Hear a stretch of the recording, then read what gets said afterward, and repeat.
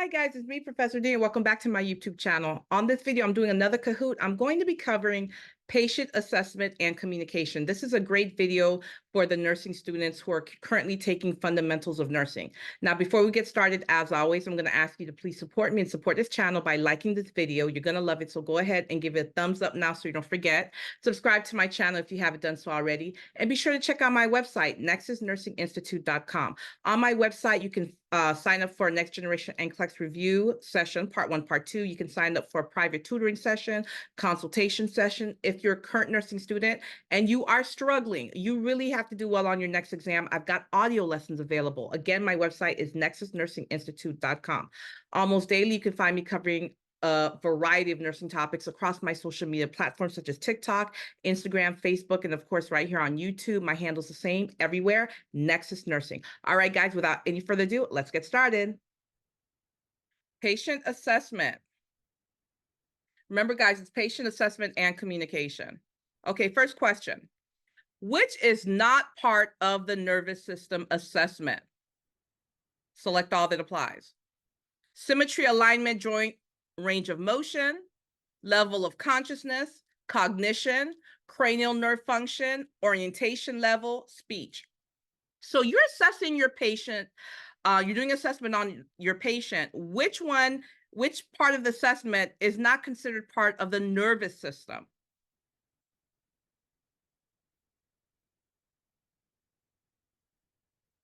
Oh, I'm proud of you guys on the live. Very good.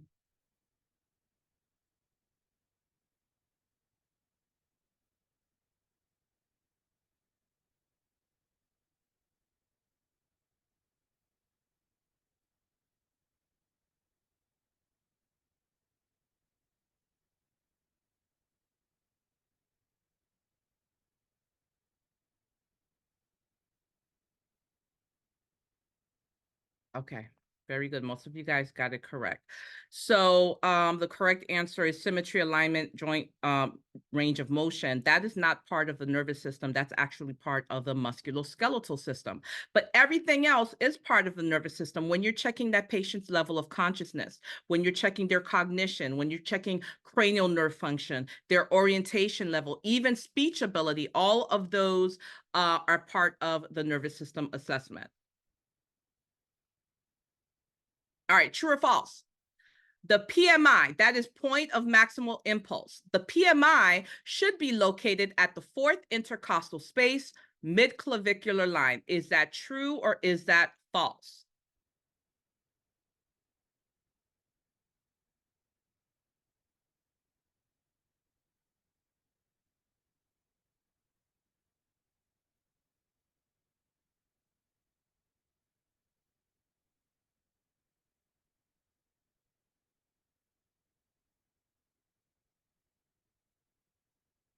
Very good. That's false. So first of all, guys, that PMI, what portion of the heart are we talking about when we're talking about that point of maximal impulse? What is that?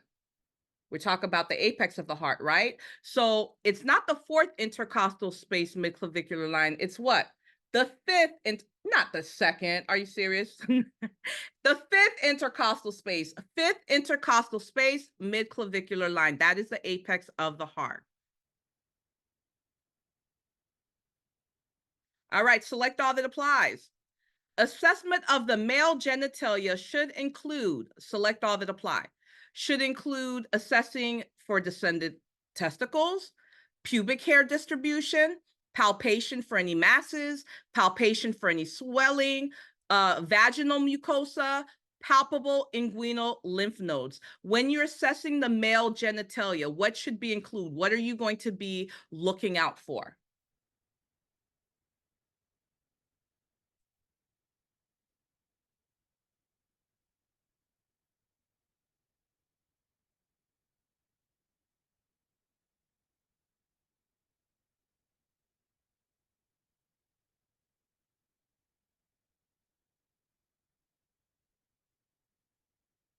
Select all that applies.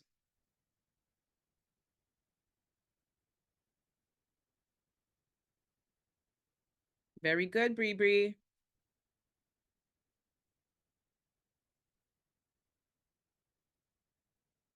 Okay, so the correct answer is everything except vaginal mucosa. Remember, this is a male genitalia. So we're going to be checking to make sure the testicles have descended. We're going to be looking for pubic hair distribution. We're going to be palpating. We want to make sure there's no masses, there's no swelling, there's no palpable inguinal lymph nodes. Those inguinal lymph nodes should not be palpable. Okay. All right, so you're going to have to put this in order. What is the order of an abdominal assessment? You're doing an abdominal assessment on your patient. What should be the order? Here are your choices: percussion, palpation, inspection, auscultation. What are you going to do first, second, third, and fourth?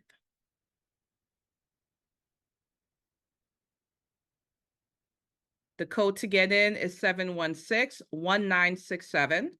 716-1967.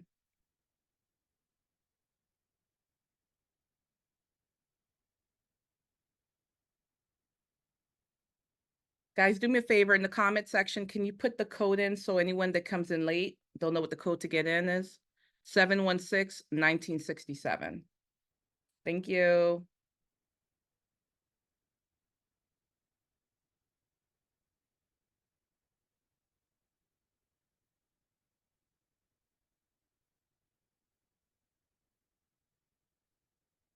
Okay.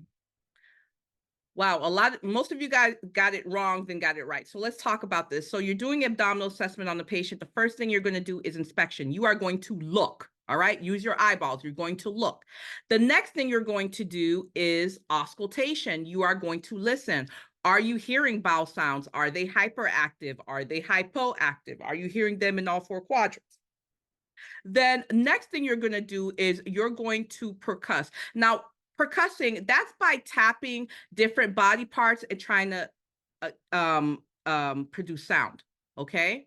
It's not deep. It's actually very superficial. And last is palpation. Now, palpation is deeper, and that's where you're using your hands, your fingers to actually feel body part. And the reason why you're going to look first, then listen. Imagine if you were doing abdominal assessment on a patient and you went ahead and percussed first, or you went ahead and palpated first. Then you listen, guess what? You may be hearing sounds that were produced because you percussed or because you palpated. So that's why you're going to look first for any abnormalities and then listen second, because you don't want to be the one producing the sound. You want the patient's body to be the one producing the sound, okay? So it's inspection, auscultation, percussion, and then last, palpation. And like I said to you guys on this live, this video is primarily for the newbies, the students who are brand new nursing students. This is your first, maybe second semester of the nursing program. You're taking fundamentals of nursing or foundations of nursing, you know, whatever your school calls it, but you're really learning the fundamentals, okay? I was going somewhere with this and I don't remember what I was going to say. Anyway, the point is, if you are taking fundamentals, I'm telling you right now, when it gets to assessment, you need to know the order of the abdominal assessment. And this is it. Don't forget. All right, type in your answer.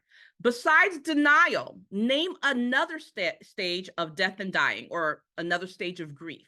So denial is one of them. Name another stage besides denial.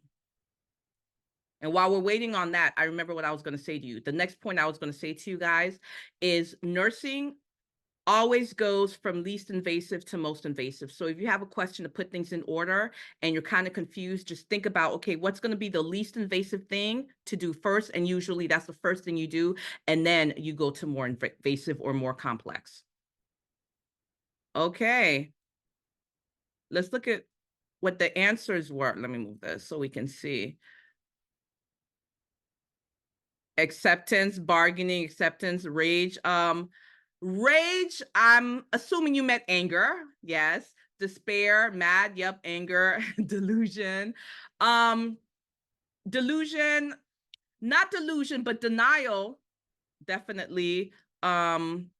Grief, grief and bereavement, those are the stages that we're talking about. So you have denial, you have anger, you have acceptance, you have bargaining, you have depression. And when someone's going through the stages of death and dying, or they're going through the stages of grief, it doesn't have to be in a particular order, and a patient can go back and forth. So they can go through denial first, and then anger, why me? And then bargaining, oh God, if you let me live, I'll be a nun for the rest of my life. And then acceptance, and then depression, and then they go back to acceptance, then they go back to bargaining, then they go back to anger. So it doesn't have to be in order, and the patient can go back and forth through these stages.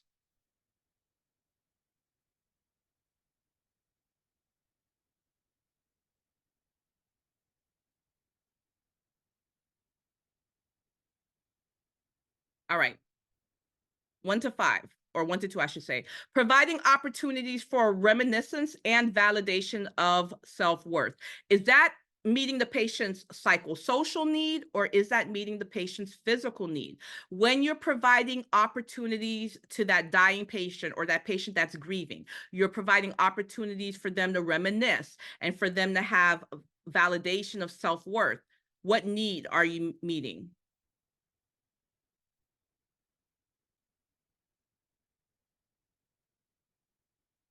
That's right. You're meeting their psychosocial needs. Very good.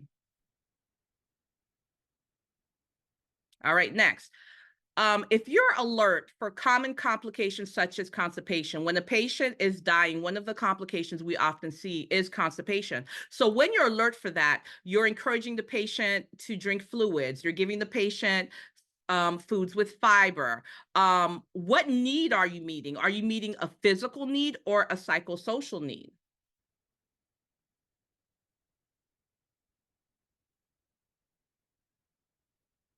Very good. Most of you got it correct. You're meeting a physical need.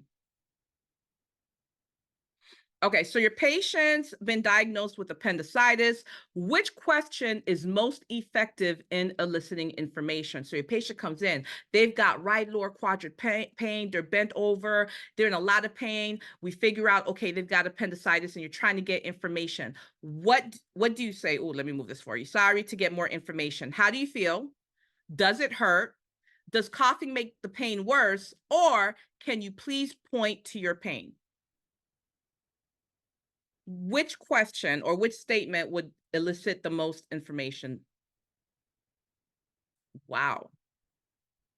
Can you point to your pain? Okay, guys, so let's talk about this. If you are in fundamentals or foundations of nursing, let me explain this to you. This is very important, and this is a theme you're going to see throughout the entire nursing program. In order to communicate effectively, 99% of the time, you are going to ask an open-ended question because you want your patient to explain or describe. You're not going to ask a question where, number one, they don't say anything, such as just pointing, or number two, where they just say yes or no. We want to get information. When you say, can you please point to your pain? They're going to point most likely to the right lower quadrant. Your patient has been diagnosed with appendicitis. We kind of know where that pain is. We're trying to elicit information, right? What you're going to say is, and I'm very shocked, only 9 of you guys chose this. How do you feel? I feel dizzy. I feel like I'm going to throw up. I feel like I'm going to pass out. I feel like the world is ending. You want the patient to explain, to describe, okay? You're going to ask open-ended question. You see, does it hurt? 3 of you guys chose it. That's just a yes or no question. That really doesn't give us much information. Does coughing make the pain worse? 16 of you guys chose that. That's a yes or no answer. That really doesn't give us much information. Can you please point to your pain? Now, the patient's not even saying anything to you. All they're doing is pointing to an area of their body. But if you say, how do you feel? I feel horrible. It hurts over here. This started when I was making coffee, or my husband made me upset, or I ate a fatty food, or whatever. You're going to have the patient start to describe. Okay, so you're going to ask open-ended questions. Rule of thumb, you really don't want to ask closed-ended questions unless you're asking about suicide or self-harm, unless you're asking about abuse, because if you suspect the patient's being abused, you ask them directly. You don't say, is such and such an abuse, and you don't accuse someone of abusing them, but you say, Are you being hurt by anyone? Okay, you ask them directly. And the third situation is if you're doing a quick assessment because you got to rush a patient into the operating room. So, are you diabetic? Have you had alcohol within the past 24 hours? Are you on any blood thinners? Things like that, you're going to ask closed-ended. But besides those three types of situations, you always want to ask open-ended question. When in doubt, if it's not one of those three, ask an open-ended question.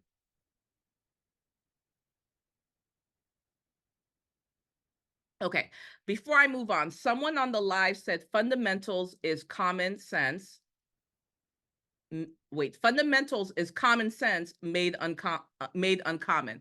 And let me tell you, that is why so many students flunk out their first semester, because it's a different way of thinking. Is you have to switch your brain all the way around from how you've learned to think up until this point, right? And so it takes lots and lots of practice. Most students, when they fail the nursing program, it's that first semester just learning how to think differently. All right, next question. Which is not a communication technique? Clarifying statements, use of silence, use of empathy, or use of sympathy? Which is not, a communication technique?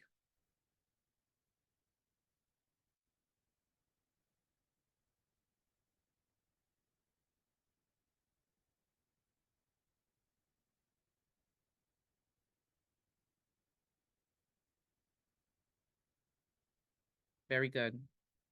Use of sympathy. That is not a communication technique, and it is contraindicated in nursing. We do not use sympathy. Now, let's talk about the other techniques first. Use of clarifying statement. That is a communication technique, because if the patient says something that just doesn't sound right, or you want more information, you'll ask them to clarify. Okay, can you elaborate what you meant by XYZ, right? That's a clarifying statement. Use of silence. Use of silence is a form of communication, but it can be good or it can be bad. It can be therapeutic or non-therapeutic depending on the situation. So I'm telling you right now, if a patient is upset or you want a patient to express themselves, but they're really upset, you can use silence. Just sit there next to them and don't say anything. Why?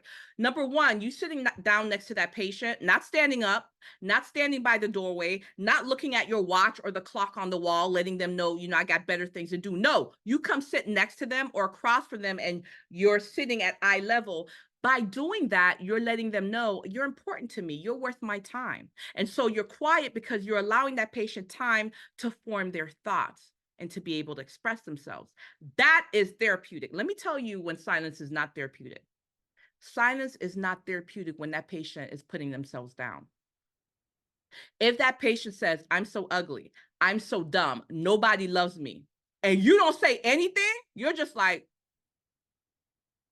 what do you think you're communicating to that patient? You're communicating to the patient, yeah, you are ugly. You are dumb. Yeah, nobody loves you. I can't wait for you to get out of here, right? So it really depends on the context of the situation. If the patient is upset about something, you want to use silence. That's a form of therapeutic communication. But if they're upset about themselves, they're putting themselves down, you do not use silence, because that, to the patient, you're agreeing with them. So you may use clarifying statements. You may use focusing statements. You may use reflection. You may use all other types of communication, but not silence if they're putting themselves down. Okay.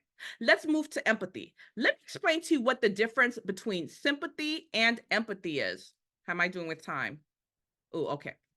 So, empathy is when you can put yourself in the patient's shoes until you understand how they feel, but you still doing what you got to do as a nurse to help that patient get better. So for example, that patient just had surgery, and after surgery, you don't want that patient to get pneumonia. You don't want them to get infection. You don't want them to get DVT. You don't want them to get a clot. So what do? We want them to turn, cough, deep breathe. They just had surgery. They're not going to want to turn, cough, and deep breathe. But because you understand that this can be painful, you're going to give them their analgesics on time, right? So that when it's time for them to get up and walk, we have to get them up and walking. but you understand that's painful. Okay, that is empathy. You want to know what sympathy is? Take that same patient that just had surgery, and instead of giving them the analgesic to help alleviate their pain, because you know they got to get up, you know they got to walk, you know they got to turn, cough, deep breathe. You want to know what sympathy does? Sympathy does, aw, you poor thing, you just had surgery. I don't have the heart to have you turn, cough, deep breathe. I don't have the heart to have you walk around because you're in such pain. So go ahead, lie down in that bed. Go ahead and get pneumonia, right? Get a pulmonary embolism. That is the difference between empathy and sympathy. The nurse needs to be empathetic, but not sympathetic. Okay? All right. Which statement is an example of clarification? And I already gave you guys an example, so everybody should get this right. Is it, how are you? Is it, you say you don't care, but you cry whenever XYZ? Is it, what do you mean when you say XYZ? Or is it, for now, let's concentrate on XYZ? Which one is an example of clarification?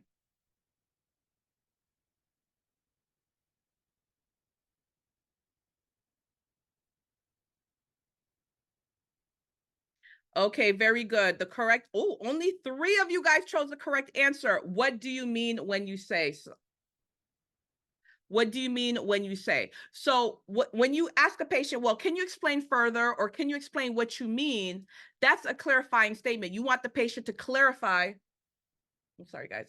You want the patient to clarify what it was that they were trying to say. Guys, I'm sorry. My son keeps trying to FaceTime. Give me 1 second.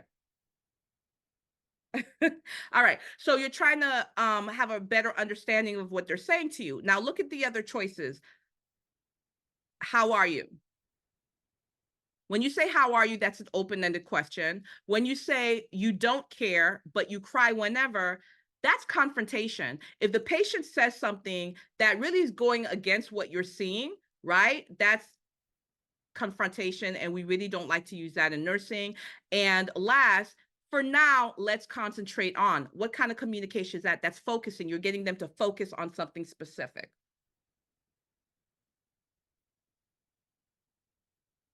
All right, next question. Which is the most basic human need? Is it physiological, safety and security, love and belonging, or self-esteem? Physiological, safety and security, love and belonging, or self-esteem?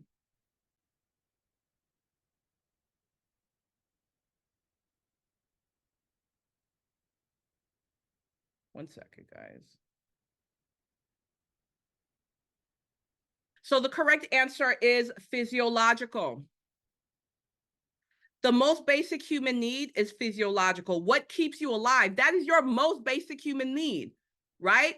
Your circulatory status, airway, breathing, circulation, fluid and electrolytes, blood pressure, pulse, respirations, what's physically keeping you alive, that is your most basic human need, which is physiological. All right, which conflict does the older adult experience? Is it identity versus role confusion? Is it intimacy versus isolation? Is it generativity versus stagnation? Or is it integrity versus despair? Which conflict does the older adult experience?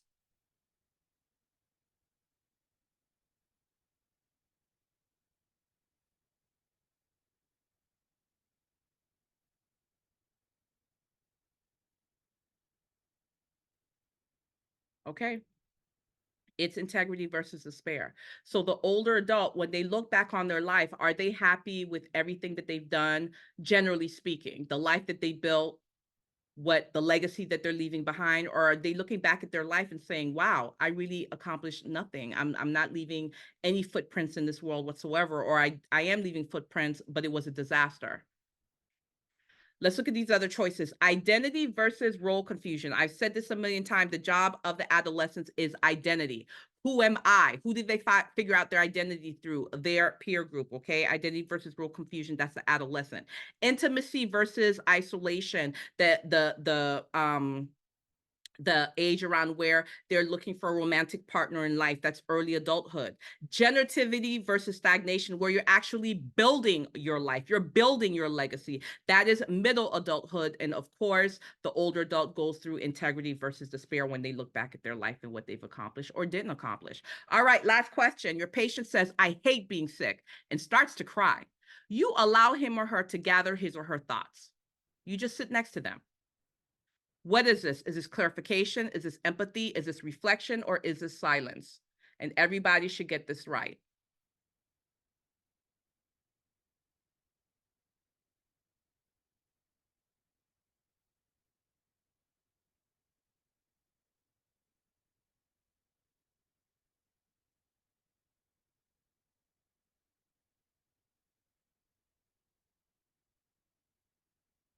Very good.